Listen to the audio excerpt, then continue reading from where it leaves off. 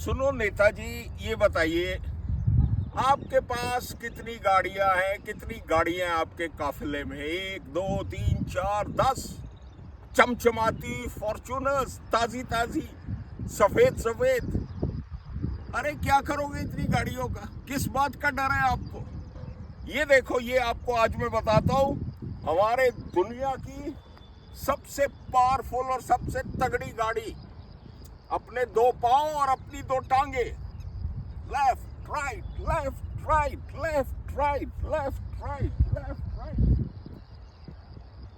अरे कुछ थोड़ा चलिएगा, कुछ चलोगे तो फिट भी रहोगे, वजन भी कम रहेगा और देश का भी भला होगा। All right, good luck to all of you, good luck.